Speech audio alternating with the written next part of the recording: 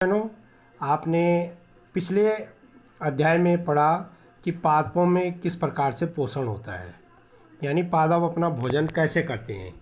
अब यहाँ पर जो इन नया पार्ट है, पार्ट 2, न्यूट्रिशन इन एनिमल्स, यानी प्राणी जो होते हैं उनका पोषण कैसे होता है, वो अपना भोजन कैसे करते हैं। प्राणियों में पादप और जो पौधे हैं वो उनके बारे में आपने पहले पढ़ लिया है कि वे अपना भोजन प्रकाश संश्लेषण की क्रिया से स्वयं बना लेते हैं, लेकिन जंतु ऐसा नहीं कर पाते। वो अपना भोजन जो है स्वयं नहीं बना पाते और प्रत्यक्ष और परोक्ष रूप से ये जो है पौधों पर, पेड़ पौधों पर निर्भर होते हैं। कुछ जंतु अन्य जंतुओं पर निर्भर होते हैं, यानी जैसे शेर है, अन्य जंतुओं को खा करके तब जीवन यापन करता है।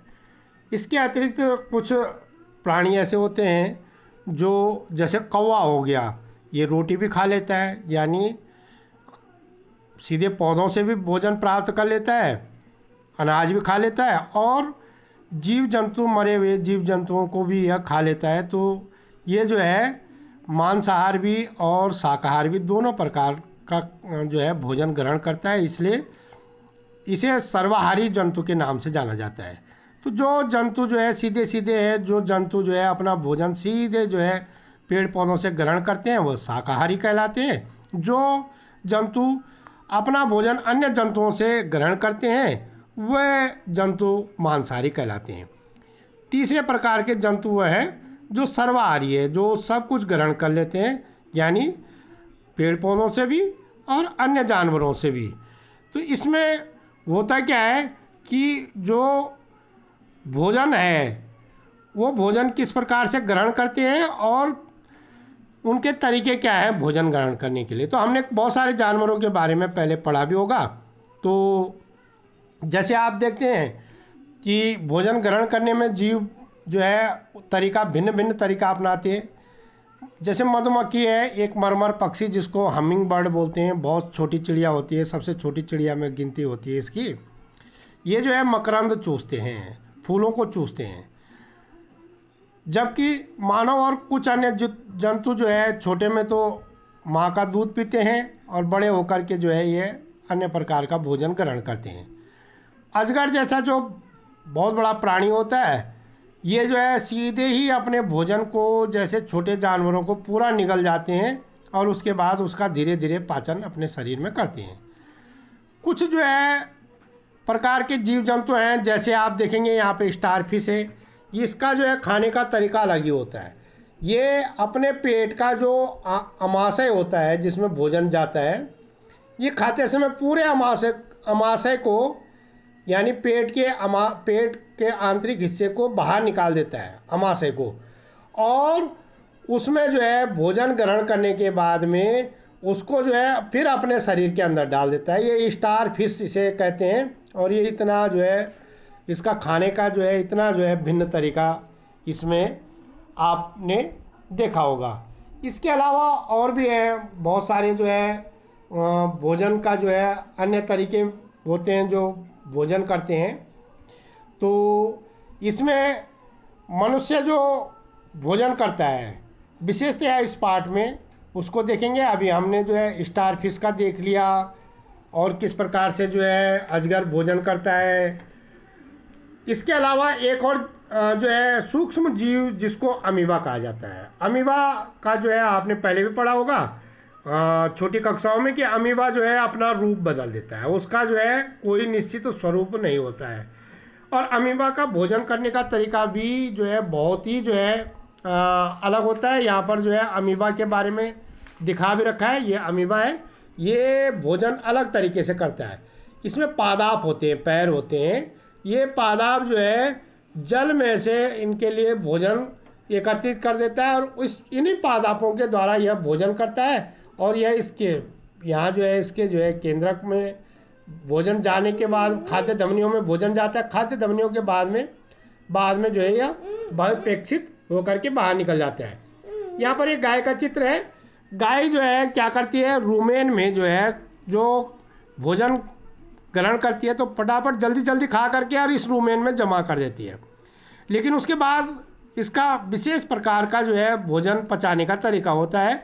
जो मोटा भोजन इसने अपने पेट में जहाँ रुमेन में जमा करा था, ये जब आराम करती है, बैठी रहती है, तो इस भोजन को धीरे धीरे अपने मुंह में लाती है। मुंह में लाने के बाद उसको बारीक जो है चबा करके, और इसको चबाने की क्रिया को जो है जुगाली कहते हैं। तो ये इसको चबा करके और वापस जो है नीचे वाले हिस्से में, जिसको रूमिनेंट कहा जाता है, ये वाला हिस्सा, उसमें जो है डाल देती है और बाद में वहीं उसका पाचन होता है। तो ये इस प्रकार से जो है गाय, भैंस, बकरियों में ये वाला पाचन होता है। ये घास खाने वाले जीव हैं, जो शाकाहारी जीव है, ये अलग तरीके का जो है भोजन जो है ग्रहण करने का इनका अलग तरीका है। अब हमारे पास जो मानव है, मनुष्य में भोजन का जो है विशेष जो है भोजन के बारे में इस पाठ में विशेष रूप से दिया गया है। तो मनुष्य क्या करता है, मुख गुहिका में भोजन लेता है, फिर उसे वो ग्रास नली के द्वारा गर्शिका, यानी ग्रास नली जिसको गर्शिका भी कहते हैं, उसके द्वारा जो है अमाशय में चला जाता है। अमाशय में उसका अमाशय रस मिलता है, फिर वो क्षुद्रांत में चले जाती है। क्षुद्रांत में भी उसको जो है आंत रस मिलता है भोजन में। अमाशय में अमाशय रस मिलता है, क्षुद्रांत में क्षुद्रांत रस मिलता है, छोटी आंत बोलते हैं इसे।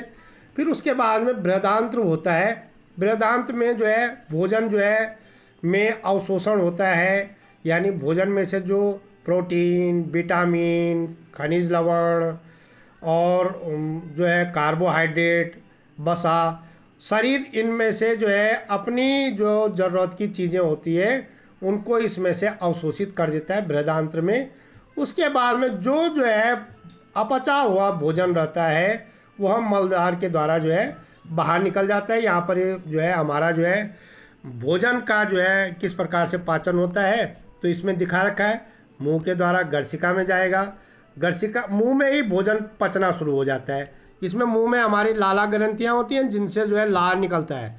तो हमें भोजन जो है कैसे करना चाहिए, भोजन जो है खूब चबा करके खाना चाहिए ताकि हमारी लार जो है भोजन में मिल जाए। जिस भोजन में लार नहीं मिल पाती उसे निगलने से वह पेट में ढंग से पचता नहीं है और पेट को खराब करता है। इसलिए दांतों से अच्छी तरह से चबा करके उसमें लार मिलने के बाद में ही भोजन को पेट में निगलना चाहिए। इसलिए कहा गया है कि भोजन को अच्छी तरह से पचाना चाहिए। यहाँ पर पित्ताशय है, अमाशय है, अग्नाशय है, क्षुद्रांत है, बृहदांत्र है। इनमें कुछ ना कुछ जो है पाचन रस मिलते रहते हैं और जो है बाद में जो है भोजन को जो है तोड़ने में और भोजन को पचाने में जो है काम आती है। बाद में शेष भोजन जो है मलद्वार के द्वारा निकल जाती है। हम मुख से जो है भोजन करने के तरीके हैं, क्या होता है, मुख में जो है अंतर ग्रहण करते हैं, यानी मुख से जो है भोजन को लेते हैं।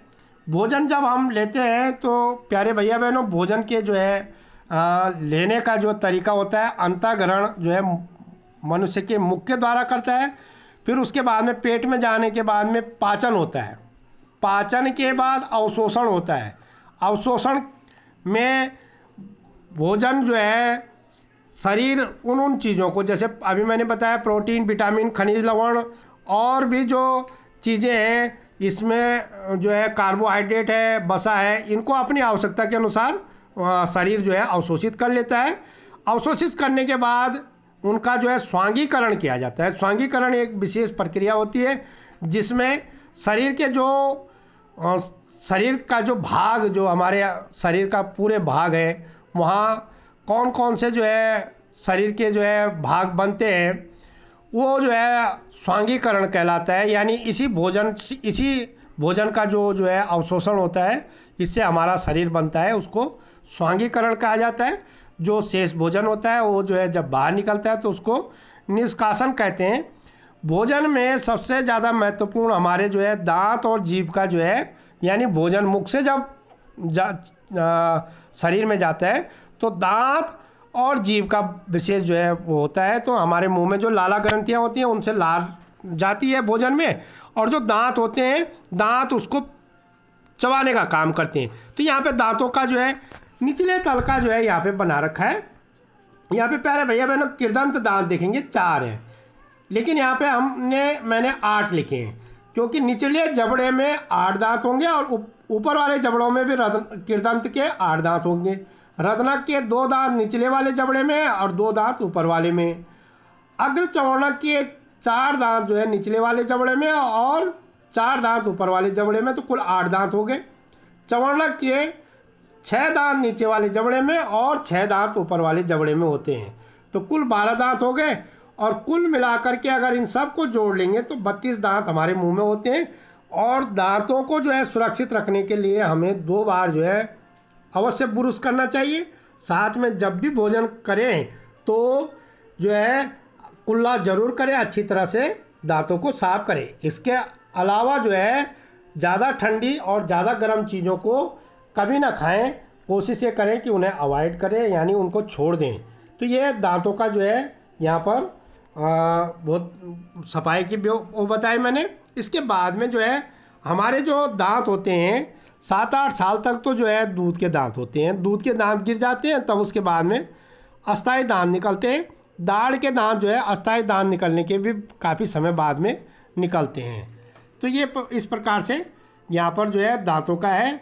और आप यहाँ पर चित्र के माध्यम से बताया गया है कि एक उसमें जो है चबाए हुए चावल डाल दिए जिसमें लार ग्रंथियों से लार भी निकला हुआ है, और एक में उबले चावल डाल दिए, तो आप देखेंगे कि आयोडीन का विलयन जो है इसको कलर बदल देता है, जबकि इसका जो है दूसरा कलर होता है, इसका जो है अलग कलर बदल देता है। ये किस कारण से होता है? क्योंकि जो है लार ग्रंथियों में हमारे कई प्रकार के रस होते हैं, मड़ होती है, शर्करा में बदल देता है। जो लाला रस होता है तो चावल के मड़ को शर्करा में बदल देता है। इसके कारण जो है आयोडीन से इन दोनों पर जो है अलग अलग प्रभाव पड़ा है। अब हमारे पास में आती है दूसरा जीभ। जीभ में ये स्वाद ग्रंथियाँ होती हैं, और अगर आपने जो है जब आप ब्रुश करते हैं तो अपनी जीभ को भी जो है अवश्य साफ कर देना चाहिए। और जीभ में जो स्वाद ग्रंथियाँ होती हैं, अगर आप आँखों में पट्टी बांध देंगे और जब आप जो है अपने किसी मित्र की आंखों में पट्टी बांध करके अगर उसे पहले सेब खिलाएंगे फिर उसको जो है आलू खिलाएंगे, तो उसको जो है जीभ से जो है वो सही स्वाद का पता नहीं चल पाएगा। अगर हमने उसकी नाक भी और नाक बंद कर दी और आंखों में पट्टी बांध दी, तो वो जो है ये नहीं बता पाएगा कि मैंने जो है कब सेब खाया और कब जो है आलू खाए, जबकि दोनों का जो है स्वाद अलग अलग होता है। ये तब हुआ जब उसने जो है आंखों से देखा नहीं और नाक से सूंघा नहीं। तो इसलिए जो है नाक का भी बहुत जो है स्वाद लेने में नाक का भी विशेष जो है यहाँ पर प्रभाव पड़ता है। यहाँ पर भोजन नलिका जो है यहाँ पर आप देखेंगे तो ये अमाशय है। अगर आप देखेंगे तो आपका जो है ये अमाशय है, जे अक्षर जैसे बनता है उस प्रकार से यहाँ पर अमाशय भी बनता है। ये भोजन की थैली है अमाशय। यहाँ से भोजन जो है गर्सिका से आकर के इसमें जमा हो जाता है, और अमाशय में अमाशय रस मिलता है, और वो जो है हाइड्रोक्लोरिक अम्ल, पाचन रस आदि मिलते हैं। और उसके बाद में भोजन यहाँ कुछ पचता है, और उसके बाद में क्षुद्रांत में जो है कई प्रकार के पाचक रस मिलते हैं। इसके बाद यकृत है, पित्त रस मिलता है वहाँ से, पित्ताशय से। तो इस प्रकार से ये सारे रस मिल करके अंत में जो है भोजन को जो है पचाते हैं। यहाँ पर दे रखा है सेंट मार्टिन का गोली का घाव। ये ब्यूमार्ट नामक एक अमेरिकी सैनिक था को जब जो है चिकित्सक के पास ले जाया गया, तो चिकित्सक ने जो है ब्यूमार्ट की जान बचा ली, लेकिन उसने जो है घाव को पूरी तरह से बंद नहीं कर पाया, और वो जो है पूरा छिद्र जो है दिखता रहा।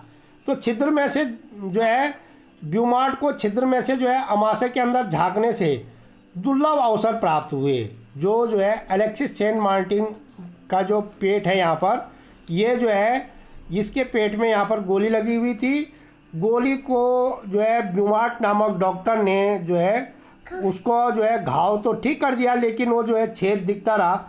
जब छेद से जो है ब्यूमार्ट ने देखा तो अमाशय में जो है में भोजन जो है मंथन कर रहा था, और जो है इसकी जो है भित्ति से तरल जो है स्रावित हो रहा था, जो भोजन को पचा रहा था।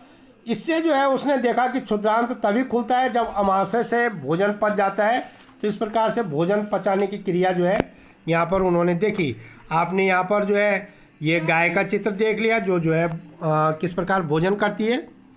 कभी कभी हमें जो है भोजन करने के बाद में या जो है कभी देखते हैं तो हमें जो है पेचिस होने लग जाती है। तो ये पेचिस क्यों होती है? खाद्य पदार्थों में जो है विषाक्तता हो जाती है, बासी भोजन है या संक्रमण है भोजन में, या हमारे शरीर में अपच है, हमारा शरीर जो है पचा नहीं पा रहा है, कमज़ोर है, तो इससे जो है ऐसी स्थिति बनती है। भारत में जो है बहुत ज़्यादा जो है बच्चे जो है डायरिया यानी पेचिस से जो है हर साल जो है अकाल मृत्यु को प्राप्त हो जाते हैं। इससे बचने के लिए शरीर में जो है इसके होने से जल और लवण की कमी हो जाती है। तो इसको अगर इससे बचना है तो चिकित्सक की सलाह लेनी चाहिए और घर पर ही पानी को उबाल करके उसमें नमक और चीनी